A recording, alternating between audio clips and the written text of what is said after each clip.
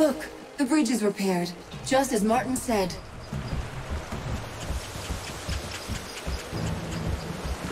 There you are. This may sound strange, but I was told to wait for you here. Told? By whom? A child. A boy with golden hair and piercing eyes, who spoke like no child I have ever met.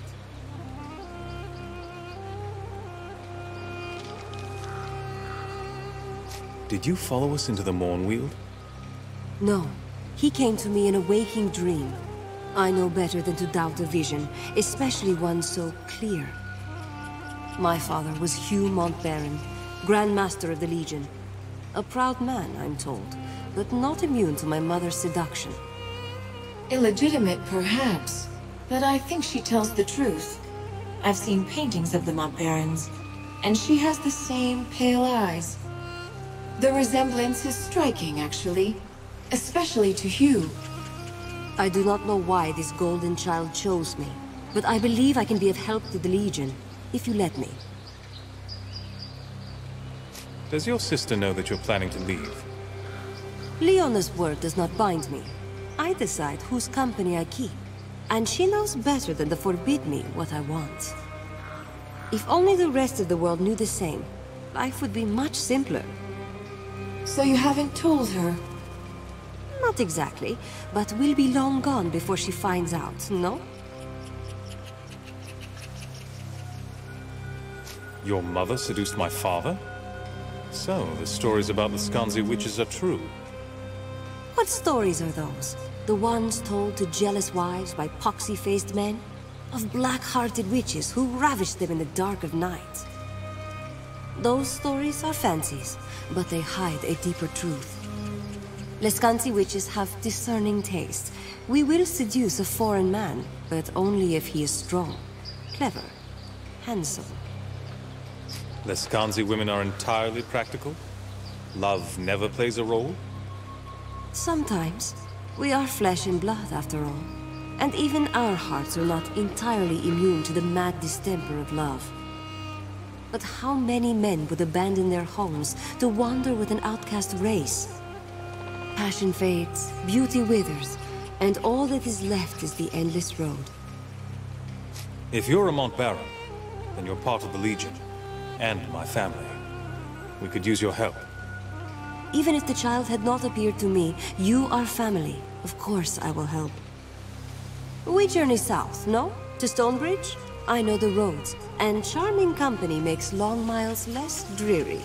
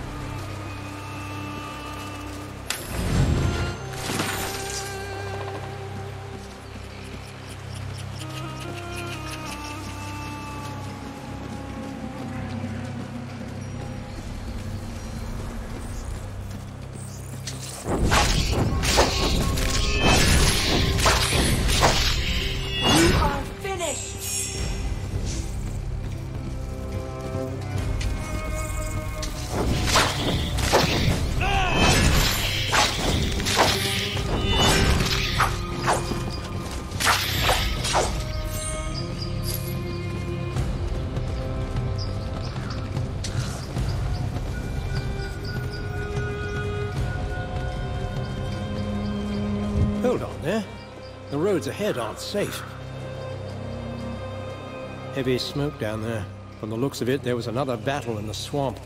Azunite Church on one side, Royalists on the other. They're always at it. I was questioned by soldiers down the road. They were Azunites, Jane Cassinda's men, and not a friendly lot. Any opinion on the church soldiers? You seem to have run into them before. The church army is the right hand of Jane Cassinda, but these men seemed more mercenary than proper soldier. They may call her a living saint, but any woman who hires Lescanzi thugs must be a little crooked. That's just what I think. Have you dealt with the Royalists before? They don't harass me on the road, so that makes them at least a touch better than Jane's soldiers. I think they're an honorable lot, but I don't see them winning this war. They'll die for a queen who's the last of her line, and barely more than a girl. Fighting the swamp? Doesn't seem like the best place for a battle. The Royalists are holed up in the Glitter Delve mine to the northwest, and Jane's army marches from the Azunite coast southeast of here. This swamp has the misfortune of being right between the two. This certainly isn't the first time we've had trouble here. Why I still take these routes, I don't know. Thanks for the warning. I'll be careful. I'll stay up here for a while, see if things calm down.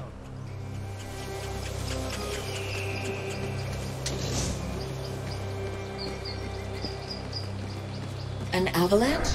Here. I do not think nature is to blame for this. By order of Jane Cassinda, none shall pass this. Look, you idiot! They're legionnaires! Get them!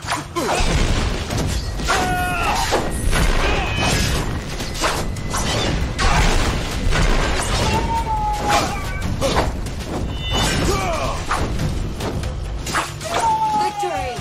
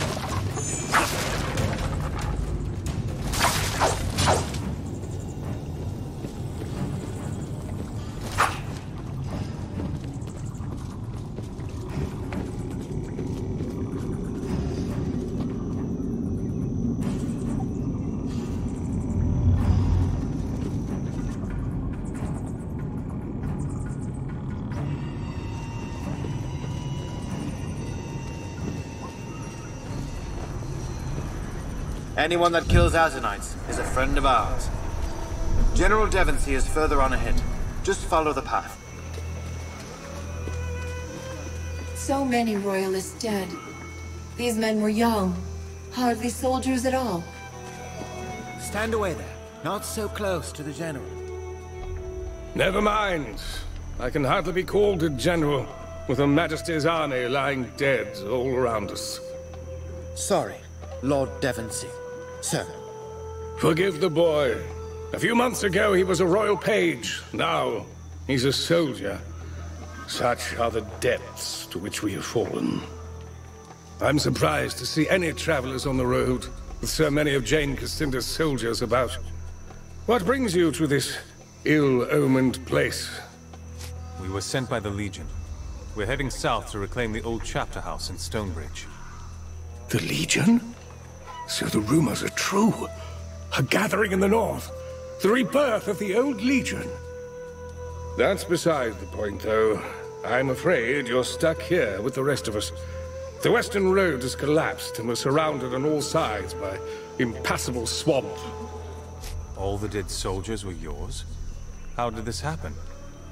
Jane Cassinder's army was encamped in the swamp. I thought I'd catch her unaware, send her scrambling back to the spire. So I force-marched out of Glitterdale, sighted her troops at the base of the cliffs, and gave chase. In the first charge, we drove half her forces into the bogs. I could see Jane, not 50 feet from my lines. She had nowhere to run. You smelled victory, and that's when the battle turned. Jane sent a few of her sappers round back of my lines. They collapsed the roads behind me. A clever move, I'll give her that. Half my army, the young ones mostly, saw their escape route cut off. Didn't matter that we were winning. They panicked, broke and ran. Some of the veterans held their ground and died where they stood. The rest retreated here. She boxed you in, with her forces on one side and the bogs on the other. Killed half my people with the cannons. The rest tried to flee into the bogs. And here I am, trapped in this swamp, cut off from the Queen. She has only her maids to protect her now. What forces do you have left? Only the baggage train and a few cannons. One of my officers, Roderick, had command of the baggage train. He managed to keep the wagons out of sight, hid them under those massive roots. Unfortunately, the men who are guarding the wagons are my greenest troops, former servants and the like. The only blades they've ever wielded are kitchen knives. What about those massive roots? We can walk across them like a road. Indeed, they'd support our weight, and my cannons and wagons too. But the roots are separated by stretches of water. In order to create a path, we'd have to raise the land between them. Impossible, you might say. But I have a man in my army with power over earth and stone. A scholar called Phineas. If only he were here. This Phineas can raise a land bridge between the roots? How is that possible? He's made a study of earth magic. Geomancy. The old magic of the dwarves. It's all very incomplete, but a movement of earth by simple brute force. Yes, I think he could manage that much. You've actually seen Phineas use earth magic? When Jane's cannons had us surrounded, somehow he drew the earth up over our heads, protected us both from the enemy's fire. Saved my life. That's proof enough for me. We need to find this scholar, Phineas. Where is he gone? He was among the first to be taken by the damned savages. They fell upon us not long after the battle, and they've been mounting raids and abducting our wounded ever since. First people, that's what the scholars call them. Only Azonai knows what they call themselves. I thought of mounting an attack on their village to rescue Phineas and the others, but my surviving soldiers are too few and too young. If I had your help, though... Let's try talking to the first people before we do anything rash. Maybe they mistook you for a threat. A reasonable theory, but I've met their kind before. Scavengers preying upon the weak and the wounded. They won't negotiate unless you hold a sword to their throats. I'll gather whatever men I can, the ones who can still fight, and we'll meet you there.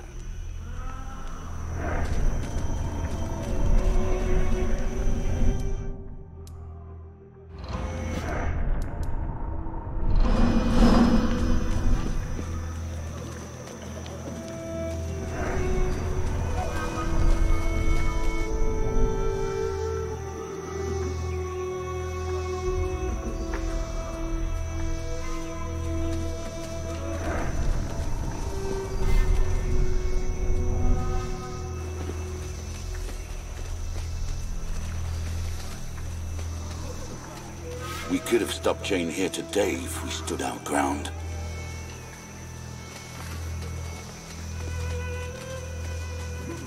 Jane will send her army against Glitterdelve soon. Our war isn't done. Anyone that kills Azanites is a friend of ours.